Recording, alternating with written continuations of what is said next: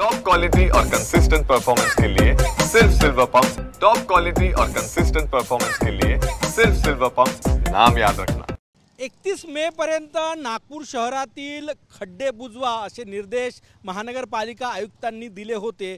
तरीही नागपूर शहरातील बऱ्याच भागामध्ये विकास कामं सुरू आहे आणि खड्डे जे आहे ते अजूनही कायम आहे। मी सध्या आहे मानेवाडा बेसा रोडवर। याच भागात गेल्या वर्षी पुरामुळे जवळपास 20 ते 25 हजार घरांमध्ये पाणी शिरलं होतं आणि आता त्याच भागात मुख्य रस्त्यावर हे 3 ते 4 फुटाचे कुठं 5 फुटाचे खड्डे अजूनही खणून आहे आणि पावसाळा लागलेला आहे।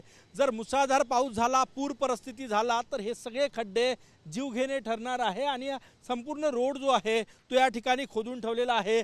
पावसाळ्यामध्ये रस्ते खोदण्यास मनाई करण्यात आलेली आहे कुठल्याही संस्थेला। तरीही नागपूर शहरामध्ये बऱ्याच भागामध्ये अशा प्रकारे विकास कामांचे खड्डे जे आहेत ते कायम आहे आणि कंत्राटदारांनी हे कामं वेळेत पूर्ण केलेले नाही।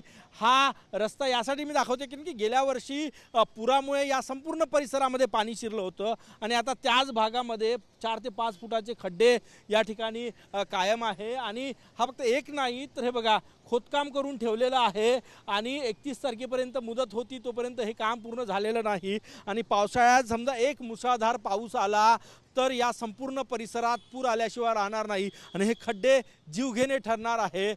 गेल्या वर्षीप्रमाणे जीवितहानी आणि लोकांच्या घरांमध्ये पाणी शिरलं, पुराचं पाणी शिरलं तर मग याला जबाबदार कोण, हा सगळ्यात मोठा प्रश्न या निमित्तानं उपस्थित होतोय।